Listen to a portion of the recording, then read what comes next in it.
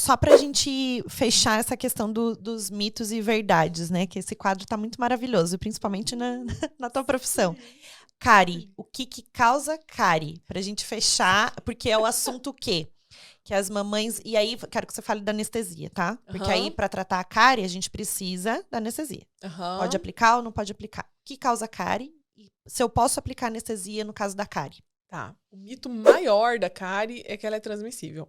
Então, e não é. Então, a cárie não é transmissível. Não é porque o pai e a mãe tiveram cárie que a criança vai ter cárie. Não. Não passa de uma pessoa para outra. As bactérias Nossa, que até causam... esse mito aí já falaram? Já? Jesus, esse aí eu nunca tinha ouvido. Sim, mas bastante gente fala que cárie Sabia é que era o transmissível. açúcar, né? Mas... Que não pode... Você já ouviu falar que não pode beijar o filho, né? A mãe não pode assoprar a comidinha do bebê porque vai passar as bactérias... Tem umas pessoas que falam umas sapinho, né? dela. Sapinho a gente sabe que Mas sim. então, sapinho também não, porque é um fungo que é da nossa flora normal. Então a gente precisa que abaixe a nossa imunidade para ela, pra Cândida poder realmente aumentar. Cada vez a gente sabe menos. A gente não sabe tudo. Então, né? É incrível. Ótimo. Quanto mais a gente estuda, mais a gente sabe que não sabe. É bem assim. Então, as bactérias podem sim passar. A criança geralmente vai herdar uma cepa de bactérias do pai ou da mãe. Existem cepas de bactérias mais cariogênicas e menos. Mas, de qualquer forma, a cárie precisa de açúcar para se desenvolver. Verdade. Cheque. Plim. Cárie vai precisar de açúcar. Então, não tem como a gente desenvolver. Tem outras lesões por refluxo, por acidez dos alimentos, existem, mas que a gente não chama de cárie. São lesões diferentes. A cárie só acontece com açúcar. O que é a cárie? Todo mundo acha que é um bichinho que come o dente, mas não é. Não é? Não é. A cárie é assim. Toda vez que a gente escova os nossos dentes, a gente tira, deixa o dente limpinho, e vão grudando nos nossos dentes proteínas, bactérias, e elas vão formando uma comunidade. A gente consegue sentir passando a língua nos dentes, quando fica áspero. Isso são as bactérias que estão grudadas. As bactérias vão se organizando ali, até que chega um momento que elas estão tão organizadas que assim que tiver algum substrato, algum açúcar, elas vão consumir esse açúcar e vão liberar um ácido. Esse ácido vai descalcificar o dente. E isso que é a cárie. Isso acontece o tempo todo na nossa boca. Então, a gente comeu uma fruta. Vão ter algumas bactérias que vão comer ali a fruta que a gente está comendo. Isso que eu ia falar, excesso de frutose, isso é outra coisa, mas comer muita fruta, o açúcar da fruta, Tem alguns estudos que dizem que sim, mas ainda não foi comprovado. Mas o ácido da fruta, então uma fruta ácida, muitas vezes vai causar erosão. Vai também o ácido desgastar esse dente, mas de uma maneira diferente da cárie. Então, a cárie, ela é o desequilíbrio, quando essas bactérias estão comendo muito açúcar, produzindo muito ácido, e estão descalcificando demais aquele lugar. A nossa saliva, ela tem capacidade de tampão. Então, se isso acontece 1, 2 vezes, a gente vem com a saliva banha aquilo tudo e para esse processo. E também a gente parou de comer, a bactéria para de produzir o ácido. E a saliva vai repondo o cálcio que a gente perdeu. Então, vai repondo essa desmineralização. Ocorre a remineralização, que a gente chama. Só que, por isso que eu ia falar da frequência de consumo.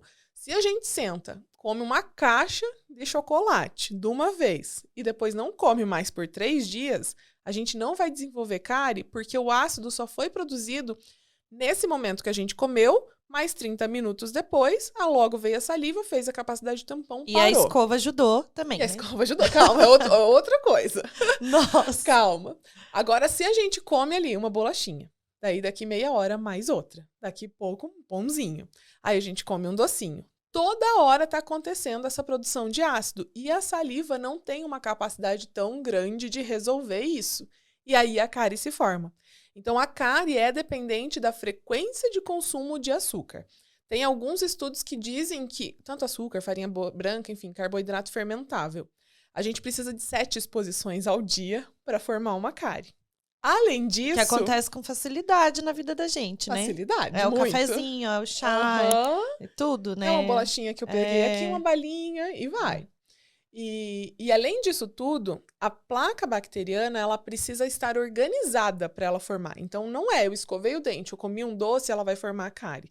Não, ela tem que estar numa estrutura, ela tem que estar funcionando como se fosse uma cidade ali. E isso leva tempo. Isso leva mais de um dia para ela se organizar. Então, isso também depende da escovação. Então, se você fez uma escovação fantástica e comeu o doce, você não vai ter cárie porque as bactérias não tiveram tempo de se organizar. Agora, se você faz uma escovação meio mais ou menos, deixa uns pontos ali com placa, elas já estão organizadas e vem o açúcar, aí sim elas vão formar o ácido que vai formar a cárie. Entende como é complexo? Sim. Não é tão fácil assim. Então, a gente pensando friamente, não é fácil de ter uma cárie. Então, tem que ter muito consumo de açúcar, tem que ter uma escovação bem ineficiente, porque a gente orienta 3 vezes por dia. Então, 3 vezes por dia você não chegou naquele local, você não limpou aquele local e você está consumindo muito mais açúcar do que é recomendado. Então, tem que ter um esforço para formar a cárie. Sim, tem que organizar as bactérias para daí formar, né? Então, até chegar nisso, leva tempo. Leva tempo. Nossa. Leva tempo. Então, não é fácil. E aí, tá com cárie, posso dar anestesia? Então, essa é outra coisa, assim, que mudou muito, né, ultimamente, nos últimos anos. A gente sabe, hoje em dia, que a gente não precisa remover toda a cárie da cavidade, principalmente cáries maiores. Então, antigamente, qual que era a orientação? O que a gente aprendeu na faculdade? Você tira tudo que tá escuro até chegar no tecido branquinho, bem vivo, normal. Então, você fazia aquelas panelas enormes. Tanto que todo mundo falava, ai, dentista destruiu meu dente. Era um pontinho desse tamanho e ficou enorme.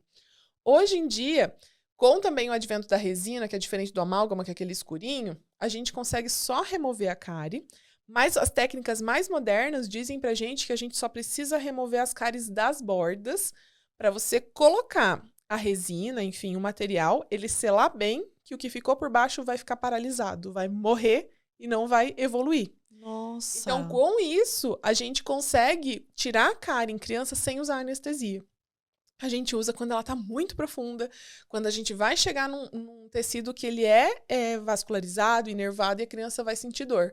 Por isso que os dentistas que estão mais atualizados, na maioria das vezes, não usam anestesia para fazer restauração em criança.